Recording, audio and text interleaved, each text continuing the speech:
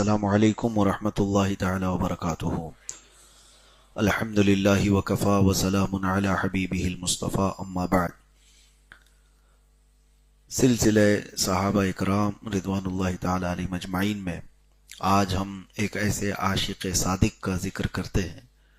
رسول کریم صلی اللہ تعالی علیہ وسلم کے صحابہ کا ذکر آپ مسلسل سن رہے ہیں، اور صحابہ میں آج جس صحابی کا ذکر کرنے جا رہا ہوں ان کا ذکر نہ کیا جائے تو صحابہ کا ذکر ہی ادھورا رہ جائے گا۔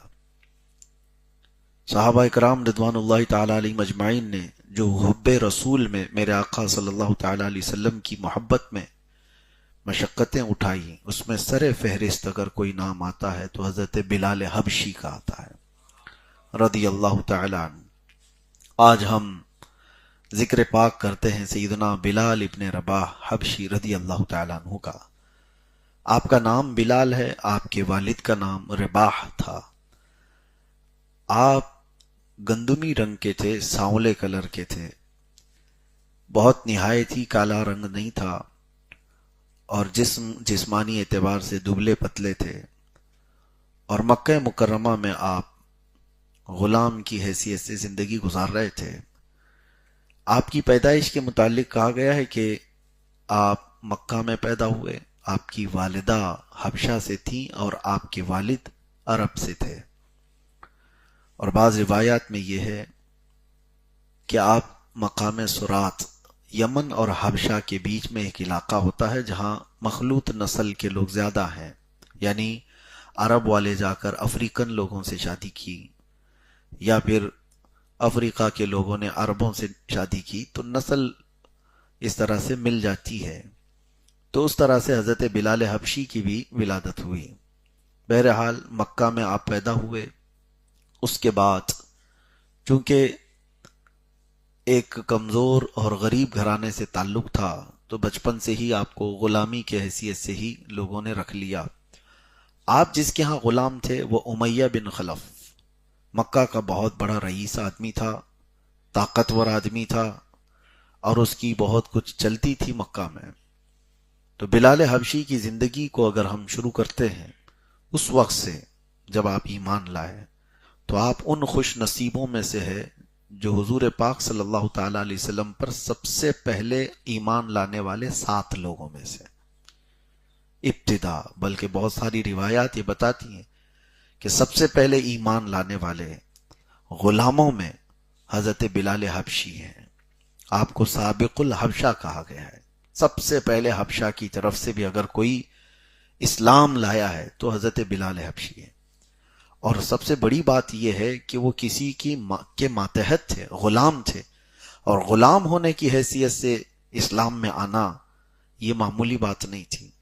جو مکہ والے مخالف تھے، وہاں کی طاقتیں جو کمزوروں کے خلاف تھیں اس وقت، اور پلس یہ کہ جس کے ماتحت میں آپ جس کی غلامی میں تھے، امیہ بن خلف، وہ سخت کٹر ترین دشمن حضور پاک صلی اللہ علیہ وسلم کا، اسلام کا سب سے بڑا مخالف، اس کے گھر اس کی غلامی میں رہتے ہوئے ایمان لائے، اور اس کے بعد پھر ان کو اس کا انجام بھی دیکھنا پڑا۔ مسلسل تکلیفیں اٹھائی حضرت بلال حبشی نے۔ امیہ بن خلف نے حضرت بلال حبشی کا جیسے ہی اسلام اسے پتہ چلا، مکہ کے اوباش لڑکوں کو بلایا، اور اس کے بعد روزانہ ایک نئے طریقے سے آپ کو آزمایا جاتا تھا۔ شروع میں آپ کو مار کر کے، حضور صلی اللہ تعالی علیہ وسلم کی برائیاں بیان کر کے اپنے پرانے دین کی طرف آنے کے لیے اکسایا جاتا تھا، لیکن جب انہوں نے دیکھا کہ بلال بہت ہی پکا ہوتا چلا گیا ہے، بہت پکا ہے، تو پھر انہوں نے وہ تکلیفیں شروع کی جو رہتی دنیا تک وہ مثال بن گئی۔ حضرت بلال کو وہ لے کر کے جاتے تھے عرب کے صحرا میں، اور گرم تپتی ہوئی ریت میں آپ کے پورے کپڑے اتار کر کے آپ کو سلا دیا جاتا، یہاں تک کہ نوکیلے نوک والے چپل پہن کر کے نوجوان ان کے سینے پر چڑھتے تھے، اور پھر ان کے اوپر ناچتے تھے اور کہتے تھے لات اور عزا کی بڑائی بول، یعنی لات اور عزا ان کے معبودوں کے نام تھے، ان کے خداؤں کے نام تھے، تب حضرت بلال اس گرم تپتی ہوئی ریت میں سو کر احد احد کہتے تھے. یہ جملہ بار بار کہتے تھے، جس کا مطلب ہوتا ہے اللہ ایک ہے، میں ایک ہی کی عبادت کروں گا. پھر یہ تکلیفیں اتنی بڑی کہ آپ کو انگاروں پر بھی سلایا گیا، جس کی وجہ سے آپ کی پیٹھ کا گوشت گل گیا تھا، ریڑھ کی ہڈی دکھنے لگتی تھی. حضرت بلال اس وقت تک بھی، یہاں تک کہ آپ کو ایک ڈرم جو ہوتا ہے ٹنکی ٹائپ، اس میں دن بھر رکھ کر کے ڈھکن بند کر دیا جاتا، اور گرمی کی وجہ سے آپ کا جسم پکتا تھا. مسلسل کئی مہینوں نہیں کئی سال تک حضرت بلال حبشی ان تکلیفوں کو سہتے رہے، لیکن انہوں نے کبھی شکایت نہیں کی. اور یہ عرصہ گزرتے ہوئے جب آیا تو حضرت ابو بکر صدیق رضی اللہ تعالیٰ عنہ، وہ صحابی رسول ہیں جنہوں نے اپنا مال رکھا ہی تھا غلاموں کو آزاد کرنا اور رسول اللہ کی غلامی میں لانا. حضرت عائشہ صدیقہ فرماتی ہیں میرے باپ حضرت ابو بکر رضی اللہ تعالیٰ عنہ نے اپنے مال سے جن غلاموں کو آزاد کروایا ان میں سے بلال حبشی بھی تھے. اس کے حضرت بلال کے مالک سے جا کر کے آپ نے سودا طے کیا کہ بلال کو بیچ دو. تو حضرت بلال حبشی کو حضرت ابو بکر صدیق رضی اللہ تعالیٰ عنہ نے اس وقت 200 اوقیہ چاندی، اس وقت چاندی کا رواج تھا، سکے 200 جو آج کی قیمت کے اعتبار سے لاکھوں بن جاتے ہیں، وہ دے کر کے امیہ بن خلف سے حضرت بلال کو خرید لیا. بعض روایات میں ہے کہ 500 اوقیہ سونا دے کر کے آپ نے خریدا. تو اس وقت کئی لوگوں نے تانا مارا، کہا کہ بلال کو یہ تو 10 درہم میں بھی بیچا جا سکتا تھا، اگر اس کی قیمت 10 درہم بھی لگا دیتے تو اس کو بیچ دیتے. اتنی زیادہ قیمت حضرت بلال حبشی کے خریدنے میں، اتنی زیادہ قیمت. تو حضرت ابو بکر صدیق رضی اللہ تعالیٰ عنہ نے ان جاہلوں کو جواب دیا، بلال کی غلامی کو جتنا میں جانتا ہوں تم نہیں جانتے. اگر قسم رب ذوالجلال کی میرا پورا مال بھی قیمت میں لگانا ہوتا تو میں پورا مال لگا کر بلال کو خریدتا. حضرت ابو بکر صدیق رضی اللہ تعالیٰ عنہ کے مال سے خریدا گیا، اور اس کے بعد پھر حضرت بلال کو آزاد کیا گیا. ان کے آزاد ہونے تک جو تکلیفیں انہوں نے اٹھائی، اللہ اکبر، ہم آج بھی پڑھتے ہیں 1400 سال کے بعد ہمارے رونگٹے کھڑے ہو جاتے ہیں. یہ بیان کرنا آسان ہے، تمہاری انگلی اگر موم بتی میں بھی جل جائے تو پورے دن آپ ہا ہو کرتے رہیں گے.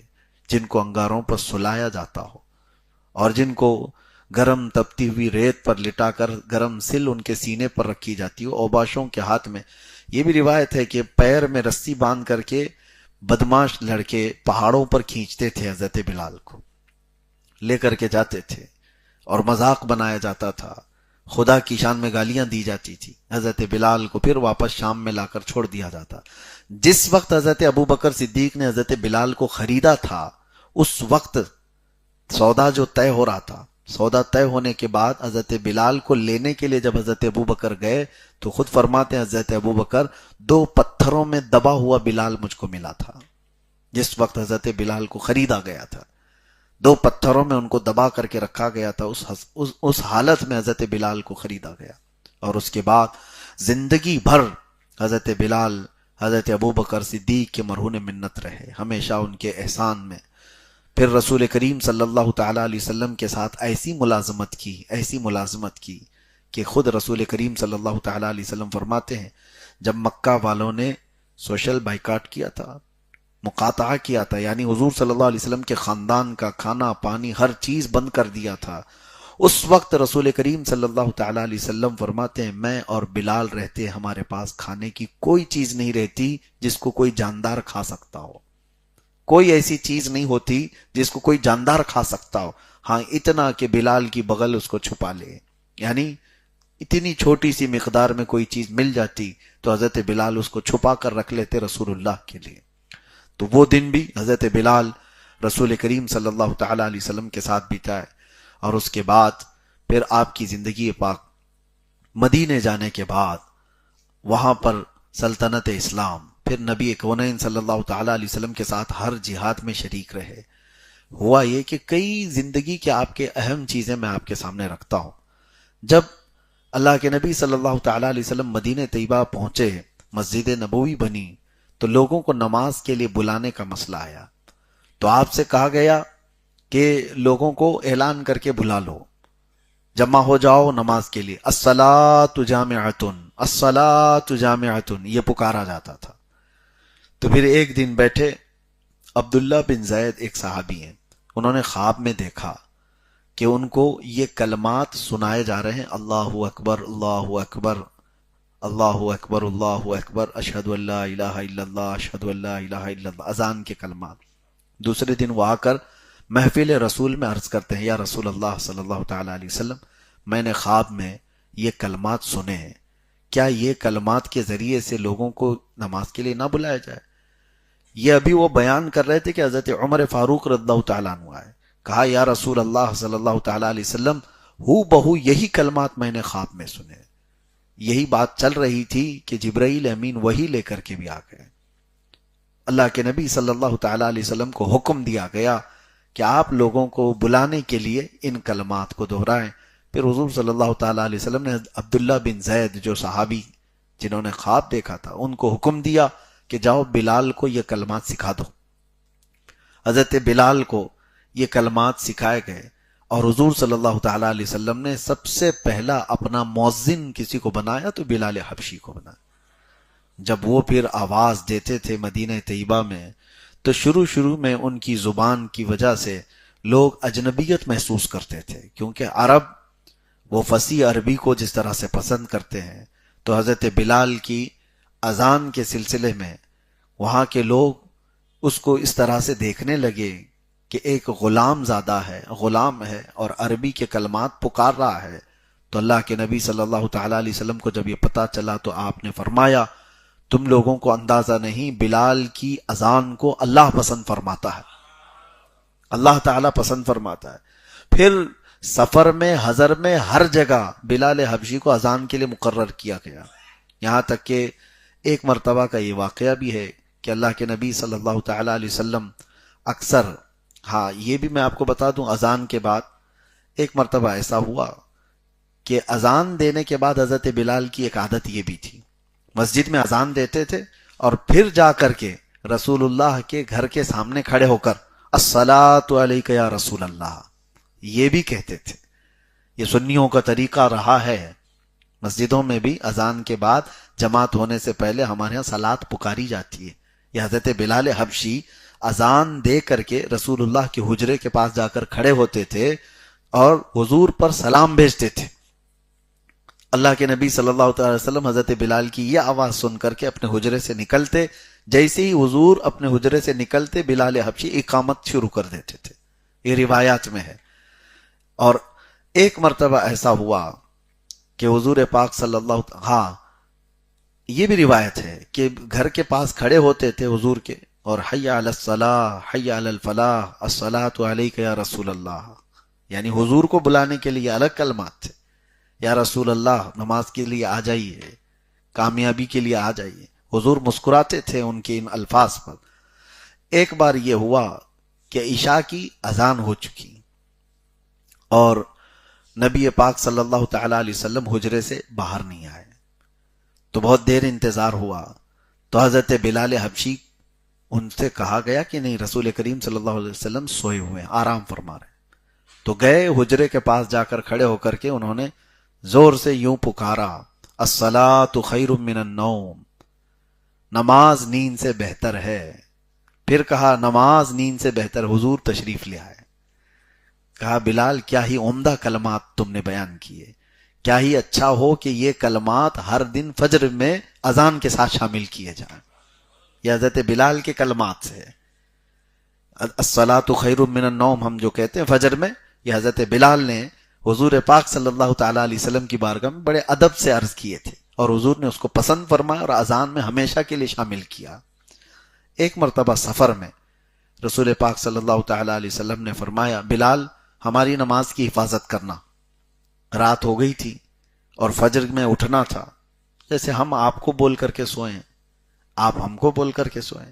رسول پاک صلی اللہ تعالی علیہ وسلم آرام کرنا ہوتا تو بلال حبشی کو بول کے سوتے کہ بلال ہماری نماز کی حفاظت کرنا۔ تو حضرت بلال مسلسل جھانکتے رہتے، حضور پاک صلی اللہ تعالی علیہ وسلم کی فجر کے لیے تیاری کرنی ہے، لیکن سفر میں تھے۔ ہوا یہ کہ سارے یہ خیبر سے لوٹنے کے وقت حضور پاک صلی اللہ علیہ وسلم آرام فرمائے اور سارے صحابہ کو بھی نیند لگ گئی۔ حضرت بلال فجر کا انتظار کرتے رہے اور ایک اونٹنی کے کجاوے سے ٹیک لگائے، فجر کے عین وقت ان کو بھی آنکھ لگ گئی، وہ بھی سو گئے، یہاں تک کہ وقت اتنا ہو گیا کہ سورج نکل آیا اور روشنی پھیل گئی۔ سب سے پہلے پھر میرے آقا صلی اللہ تعالی علیہ وسلم بیدار ہوئے، اور پھر حضور اکرم صلی اللہ تعالی علیہ وسلم نے بلال کو پکارا، کہاں ہے بلال؟ حضرت بلال بالکل جھنجھلا کر کے اٹھ گئے اور کہا، ہائے افسوس، میں نماز کی حفاظت نہیں کر سکا۔ اور سارے صحابہ اٹھ گئے کہ ہم سے کیا ہو گیا۔ اللہ کے نبی صلی اللہ تعالی علیہ وسلم نے افسوس کیا اور کہا، جلد سے جلد اس جگہ کو چھوڑو، جلدی اس جگہ سے نکل جاؤ۔ حضور پاک صلی اللہ تعالی علیہ وسلم اس جگہ سے نکلے۔ یہ پہلی یہ قضا کی طریقے کو دکھانا مقصود ہے، ورنہ نبی پاک کی نماز کیا قضا ہو، وہ صاحب شرع ہیں۔ حضور پاک صلی اللہ تعالی علیہ وسلم آکے سفر پر گئے اور سورج بلند ہونے کے بعد پھر حضرت بلال سے کہا، اذان دو اور اقامت کہو، اور اس کے بعد پھر جماعت سے میرے آقا نے وہ قضا نماز بھی پڑھائی فجر کی۔ تو اس کے بعد اللہ کے نبی صلی اللہ علیہ وسلم نے فرمایا، جس سے نماز چھوٹ گئی جیسے یاد آئے فوراً اپنی نماز کو قضا کر لے۔ یہ امت کے درس کے لیے تھا۔ کوئی اگر یہ کہے کہ حضور سے بھی نماز چھوٹتی تھی، ہمارا کیا ہے، معاذ اللہ رب العالمین۔ بعض فقہاء کرام نے فرمایا، اس طرح اگر تحقیر میں یا طعن میں کسی نے یہ بات کہی تو وہ کافر ہو جائے گا۔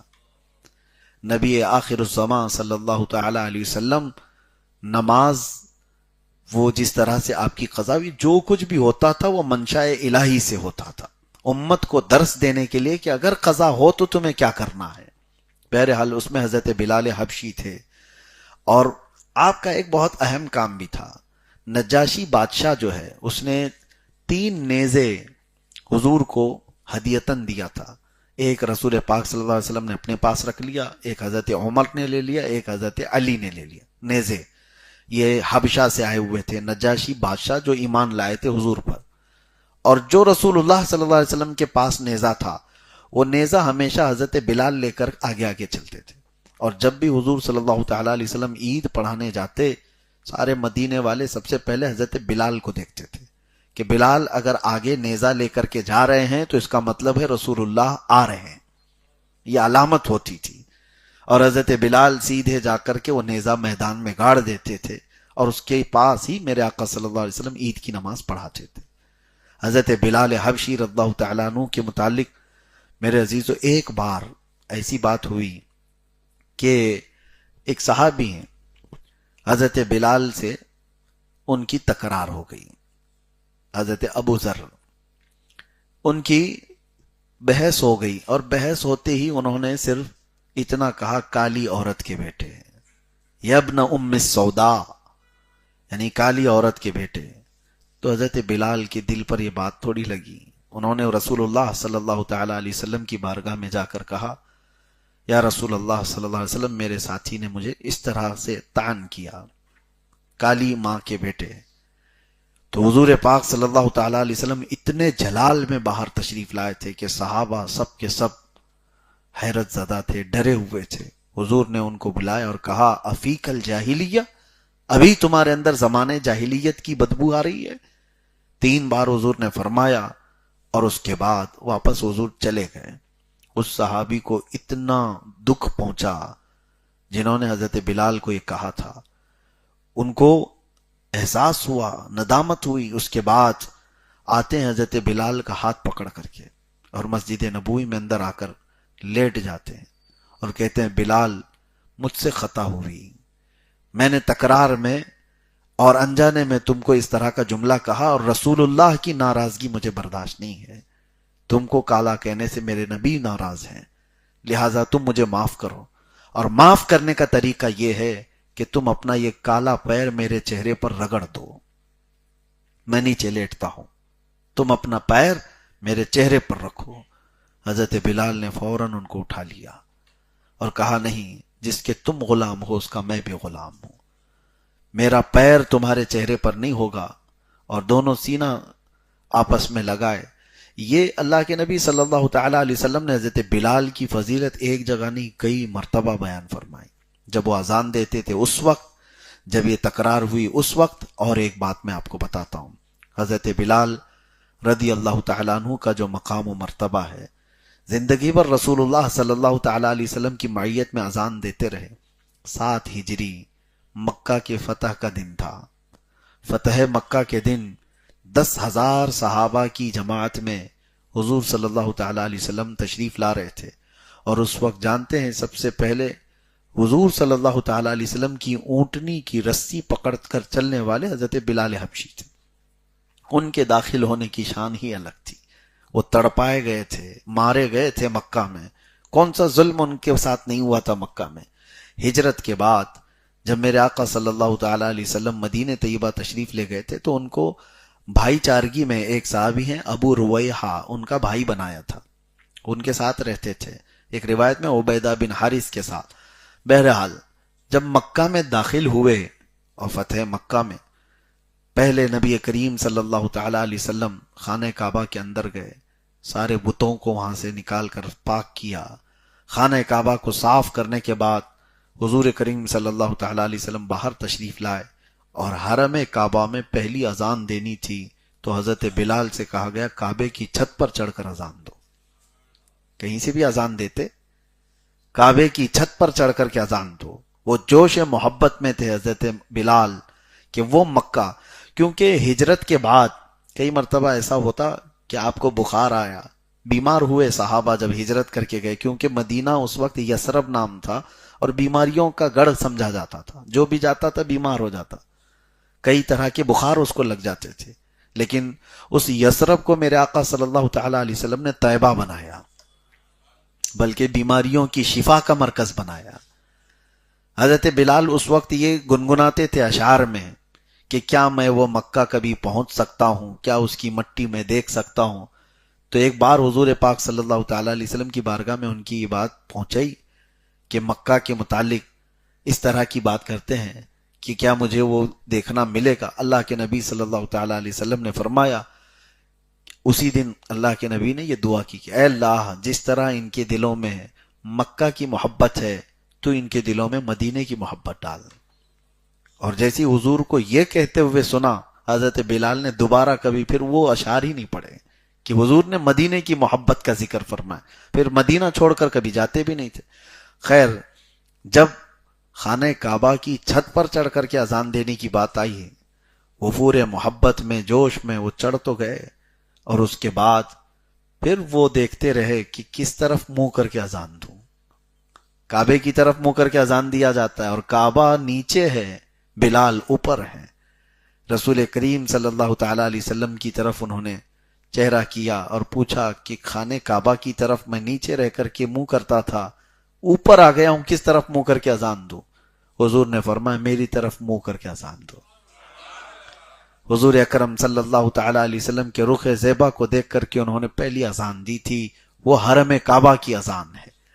اس کے بعد ایک اور روایت ہے فتح مکہ کے دن، یہ تو اذان کی بات ہوئی. دیکھیں یہاں پر کسی اور کو بھی چڑھایا جاتا، لیکن اللہ کے نبی صلی اللہ تعالیٰ علیہ وسلم نے اسی حبشی غلام کو خانہ کعبہ کی چھت پر چڑھایا جس کو مکہ والے سب سے کمتر سمجھتے تھے، سب سے کمتر سمجھتے تھے. یہی میسج یہاں سے ملتا ہے کہ جو نبی پاک صلی اللہ علیہ وسلم کے قدموں سے وابستہ ہو جاتا ہے وہ خانہ کعبہ کی چھت پر پہنچ سکتا ہے. حضور کی غلامی میں جو آیا تو پھر اس کے مقامات بہت بلند ہیں. اس کے بعد ابو سفیان آئے، ایمان لے آئے، بیعت کر لیا حضور صلی اللہ علیہ وسلم کی، کیونکہ اب تک تو جنگوں میں لڑتے رہے، حضور کے خلاف آتے رہے. ایمان لے آئے. ایمان لانے کے بعد ابو سفیان نے پوچھا یا رسول اللہ صلی اللہ علیہ وسلم، کیا مکہ والوں کو آپ قتل کر دیں گے، مار دیں گے؟ آپ کے رشتہ دار ہیں، آپ کے خاندان والے ہیں، مکہ والے آپ کے وطن والے ہیں. حضور صلی اللہ تعالیٰ علیہ وسلم نے فرمایا جاؤ، تمہارے گھر میں جو آ گیا اس کو امن ہے. ابو سفیان نے کہا میرا گھر بہت چھوٹا ہے، کتنے لوگ آئیں گے، باقی لوگ تو بچ جائیں گے. حضور صلی اللہ علیہ وسلم نے پھر فرمایا عبد المطلب میرے دادا کے گھر جو آئے ان کو امن ہے.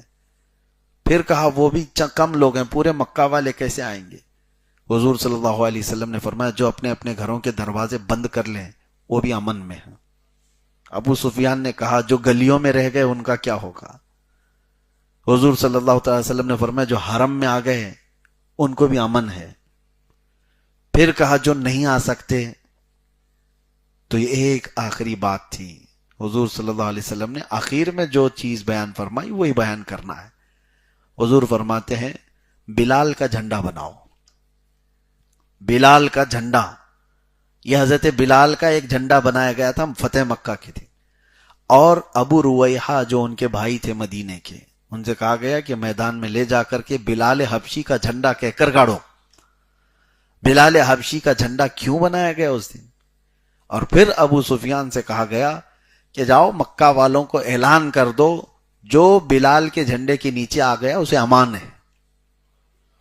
ایک عجیب بات ہے، بلال کا جھنڈا، وہاں حرم میں داخل ہونے والوں کو بھی امن ہے، ابو سفیان کے گھر میں آنے والوں کو بھی امن ہے. جو نہیں آ سکتے میرے عزیزوں، ایک بہت ہی اہم بات ہے، شاید دنیا میں کسی نے اس انداز سے ان کے ظلم کا بدلہ نہیں لیا ہوگا. مکہ والے جو بلال حبشی کو سب سے کمتر سمجھتے تھے، آج وہ اپنی جان کی امان پانے کے لیے بلال کے قدموں میں آنے پر مجبور ہو گئے تھے، حضرت بلال کی نسبت لینے پر مجبور ہو گئے تھے. جو ان کو کبھی پیروں میں رسی ڈال کر کھینچتے تھے آج وہ ان کے پیروں میں آنے کو مجبور ہو گئے تھے، کیونکہ جان بچانا ہے تو یہی طریقہ تھا. اور آئے بھی ایک دو نہیں، بڑے بڑے رئیس لوگ، بڑے بڑے مالدار لوگ جن کو جان بچانا تھا وہ بلال کے جھنڈے کے نیچے آئے. تو یہ بڑا معاملہ تھا. فتح مکہ کے دن اللہ کے نبی صلی اللہ تعالی علیہ وسلم نے حضرت بلال کو وہ مقام دیا، اس وجہ سے بھی کہ بلال وہ تنہا صحابی ہیں جن کا مکہ میں کوئی رشتہ داری بھی نہیں تھی، سوائے رسول اللہ کی غلامی کے ان کے کوئی رشتہ دار مکہ میں نہیں تھے. نبی پاک صلی اللہ تعالی علیہ وسلم فتح مکہ کے بعد اس کے کئی واقعات حضرت بلال کی زندگی میں ہیں. سب سے بڑی بات یہ ہے کہ آخری زمانے تک میرے آقا صلی اللہ تعالی علیہ وسلم کی ظاہری حیات کے آپ ہی اذان دیتے رہے، اقامت کی پابندی کرتے رہے. اور جس دن میرے آقا صلی اللہ علیہ وسلم کی وفات ہوئی اس دن وہ بے ہوش ہو گئے، اذان نہیں دے پا رہے تھے. صحابہ اکرام ان کو سنبھالتے رہے. اور اس کے بعد پھر حضرت ابوبکر صدیق جیسی خلافت پر بیٹھے. حضرت بلال نے کہا کہ آپ کا بڑا احسان ہے مجھ پر، آپ کا بڑا احسان ہے، آپ نے مجھے آزاد کروایا. اگر آپ آزاد کرنے کے بدلے مجھے کچھ بھی حکم دیں تو میں تو مانوں گا، لیکن اگر آپ نے اللہ اس کے رسول کی رضا کے لیے مجھے آزاد کرایا تو مجھے اب تنہا جینے کا اختیار دیا جائے، مجھے اذان دینے پر مجبور نہ کیا جائے. تو آپ کو آزاد رکھا گیا کہ آپ کی جیسی مرضی. پھر وہ وقت آیا کہ آپ مدینہ طیبہ سے نکل کر کے جا رہے تھے یہ کہتے ہوئے کہ مجھے جہاد میں بھیجا جائے کہ رسول اللہ صلی اللہ علیہ وسلم کے بعد زندگی جینے کا کوئی مزہ نہیں ہے، میں شہید ہونا چاہتا ہوں، ملک شام مجھے بھیجا جائے. تو حضرت ابوبکر نے ان سے کہا تھا کہ اے بلال، میری عمر کا آخری حصہ ہے، میں چاہتا ہوں کہ جیسے رسول اللہ کے قریب تم رہے، تمہیں دیکھ کر کے مجھے میرے مصطفیٰ کی یاد آتی ہے، تم میرے ارد گرد رہو. تو حضرت ابوبکر کی بات پر وہ اتنے دن تک رہے. اور اس کے بعد جیسی حضرت عمر بیٹھے ان سے کہا مجھے ملک شام بھیج دیا جائے. ملک شام ان کو بھیج دیا گیا، کیونکہ وہ حضرت عمر بھی وہی بات کر رہے تھے جو حضرت ابوبکر کہہ رہے تھے کہ بلال. اچھا یہ بات بھی میں آپ کو بتاؤں کہ حضرت عمر کا معمول یہ تھا، ایک بار ابو سفیان سردار مکہ ہے، یہ لوگ ملنے کے لیے آئے حضرت عمر فاروق کے پاس. اسی وقت حضرت بلال، حضرت مقداد، حضرت صہیب یہ لوگ بھی آئے ہیں. اور اس وقت جب وہ بڑے رئیس آئے اور ادھر غلام زادے آئے، حضرت عمر نے کہا پہلے بلال کو بلاؤ، امیر المومنین پہلے ان کو بلاؤ. تو ابو سفیان اور دوسرے لوگوں نے یہ بات بھی کہی تھی، بڑے بڑے سرداروں کو چھوڑ دیا گیا اور ہمارے سامنے کے غلاموں کو خلیفہ وقت بلا کر بات کر رہے ہیں. تو ان کے ہی ساتھیوں میں سے کسی نے یہ بھی کہا کہ اس چیز کو ذکر کرنا فضول ہے، بلال وہ شخص ہے جب رسول اللہ ہمیں دین کی دعوت دے رہے تھے، ہم ان کو مار رہے تھے اور یہ رسول اللہ کے قدموں میں بیٹھے ہوئے تھے، ان کا حق ہے۔ اور حضرت عمر جب بلال کو بلاتے تھے تو کیا کہتے تھے پتہ ہے؟ یا سیدنا بلال، اے ہمارے آقا بلال آئیے۔ حضرت بلال کہتے تھے امیر المومنین آپ مجھے آقا کہہ کر کیوں پکارتے ہیں، آپ مجھے سیدنا کیوں کہتے ہیں؟ حضرت عمر رونے لگتے اور کہتے بلال ذرا اپنا وہ جبہ اٹھاؤ تاکہ میں وہ دیکھوں جو پیٹھ پر تمہارے زخم ہیں رسول اللہ کی محبت میں لیے ہوئے، میں ان کو بوسہ دوں، یہی میری زندگی کی بڑی قسمت کی بات ہے۔ حضرت بلال کی اتنی تعظیم کرتے تھے۔ حضرت عمر فاروق رضی اللہ تعالیٰ کبھی حضرت ابو بکر صدیق کی بھی تعریف کرتے تو یوں کہتے، حضرت عمر یوں کہتے ہمارے سردار ابو بکر نے ہمارے سردار بلال کو آزاد کرایا ہے۔ دونوں کو سردار کہتے تھے، آقا کہتے تھے، جبکہ وہ غلام زادے تھے۔ تو حضرت عمر کی بات پر وہ رہے نہیں، مدینے میں ملک شام چلے گئے، تنہائی میں جیتے رہے، جہاد کے سلسلے میں گئے تھے لیکن وہاں زیادہ دن رہ نہ پائے۔ ایک دن خواب میں رسول اللہ صلی اللہ علیہ وسلم کو دیکھا۔ اللہ کے نبی صلی اللہ تعالی علیہ وسلم یہ فرما رہے تھے کہ اے بلال اتنی بھی دوری کیوں، کیا ہماری یاد نہیں آتی؟ تڑپ کر کے اٹھ بیٹھے، بستر کو چھوڑ دیا۔ اللہ کے نبی صلی اللہ علیہ وسلم کو جیسے ہی خواب میں دیکھا، ملک شام سے ایسا سفر کیا انہوں نے، نہ پہاڑوں کو دیکھا نہ صحراؤں کو دیکھا، مدینے کی طرف وہ رواں دواں ہوئے اور کئی دن کی مشقتوں کے سفر کے بعد مدینے پہنچے تو سیدھے پوچھتے تھے کہ این رسول اللہ، اللہ کے رسول کہاں ہیں، اللہ کے رسول کہاں ہیں؟ تو وہ وارفتگی میں، محبت میں، اور پھر جب روضہ رسول کے پاس جاتے تو بے ہوش ہو کر گر جاتے تھے، غش کھا کر گرتے، لوگ ان کا انتظار کرتے، ہوش میں آتے، ان کو اٹھایا جاتا اللہ کے نبی صلی اللہ تعالیٰ علیہ وسلم کی قبر انور کو دیکھ کر۔ اب سنیے، اس وقت حضرت عمر نے آ کر کے ان سے کہا بلال ایک بار وہ اذان دو جو رسول اللہ کے زمانے میں دیتے تھے۔ منع کر دیا، کہا کہ امیر المومنین آپ کے حکم عدولی تو نہیں کر سکتا، لیکن میرے لیے مسئلہ یہ ہے کہ جب میں اذان دیتا اشہد ان محمد الرسول اللہ پر پہنچتا تو سامنے چہرے رسول کو دیکھتا تھا، میرے آقا صلی اللہ تعالیٰ علیہ وسلم کو دیکھ کر کے میں اپنی اذان مکمل کرتا تھا۔ اب مجھے آپ اذان کے لیے کہہ رہے ہیں، جب چہرہ اقدس نظر نہ آئے تو پھر کیا ہوگا؟ کئی صحابہ نے اصرار کیا تو انہوں نے اذان دینے سے منع کیا۔ اسی اثنا میں حسنین کریمین کو بھی پتا چلا کہ بلال آئے ہیں۔